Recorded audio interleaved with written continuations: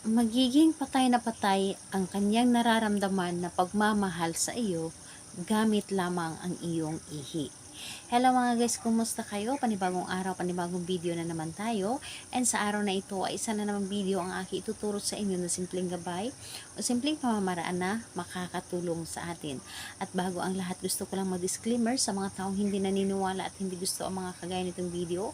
Please skip this video and maghanap kayo ng videos na gustong gusto nyo dahil ang video na ito ay para lamang ito sa mga taong naniniwala and gustong mag-try. Sa lahat po ng mga nagko-comment po dito sa aking video, dito sa loob ng aking channel, mag-ingat sa lahat ng mga nagre-reply sa inyo na dinadala kayo sa kanilang WhatsApp in Imo app upang makaiwas po tayo sa scam. Ngayon po ituturo ko sa inyo paano siya magiging patay na patay sa sobrang pagmamahal sa inyo. Yung tipong nararamdaman niya yung para bang lagi siyang kinakabahan, lalo na kapag naiisip ka niya. Lalo siyang kinakabahan kapag nakikita kanya, kinakabahan siya kapag nakakausap kanya, yung tipong para bang hindi siya mapakali kapag nakikita o nakakausap o nakakasama kanya. Yung tipong hindi niya ma-explain yung nararamdaman niya sa inyo dahil sa sobrang pagmamahal sa inyo. So ito ay pwedeng gawin sa parehasang kasarian, babae ito babae and lalaki ito lalaki. And syempre naman sa ating babae at lalaki na mag-partner. And dito po, ang kailangan natin ihanda dito is kailangan mo dito maghanda ng isang bote. Bote po na mas maganda na babasagin, pero kung wala kayong babasagin, kahit na yun sa mineral water lamang, and dapat po ay may takip yung bote na inyong ihahanda. So bote, and kailangan mo rin dito ng iyong ihi sa umaga. And kailangan din natin dito ng isang maliit na papel, kailangan natin ng panulat, at kailangan din natin dito ng isang kutsarang asukal. So ang asukal po ay pampatamis sa inyong relasyon. So ayun po. So kapag ready ka na or handa na ang mga bagay na aking naibanggit na ating gagamitin sa paggawa ng isang ritual, isunod mong i-ready ang inyong sarili. Dapat alam mo sa iyong sarili na hindi ka nagdududa sa isang ritual na inyong gagawin.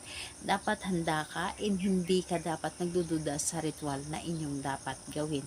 And buo po dapat ay inyong tiwala at paniniwala. Ngayon, kapag ready ka na, pwede mo na itong umpisahan. So, una po, ang gagawin po ninyo is maglagay kayo dito sa bote ng inyong ihi. Kahit konti lamang. Maglagay kayo. So, sa umaga po, kahit hindi sa una, hindi sa huli, basta sa ihi po ninyo umaga. Kahit anong oras po pwede. Ihi, and ayun po, sulat po ninyo dito sa papel ng 3 ulit ang kanyang pangalan at apelyido. So, kapag naisulat nyo na dito ang kanyang pangalan at apelyido dito sa papel na ito, isunod mo itong ilagay dito sa loob ng bote.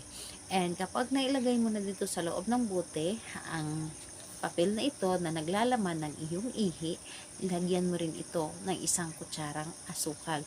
And kapag nailagay mo na ito ng isang kutsarang asukal, ang gagawin mo lamang dito ay bago mo ito takpan, medyo ilagay lamang or idikit lamang kunti sa iyong baba. So, iwag lang dikit na dikit kasi may ihi ito. So, ganon lang. Tapos, sabihin mo dito ang iyong nais. Halimbawa na lamang, magiging patay na patay ng sobra-sobra ang iyong nararamdaman na pagmamahal sa akin. Hindi mo ma-explain o hindi mo gusto na mawala ako sa buhay mo. Gustuhin mo na lagi mong kasama, makakausap o makikita. Ako lamang ang mamahalin mo habang buhay. Mamahalin mo ako ng higit pa sa iyong sarili.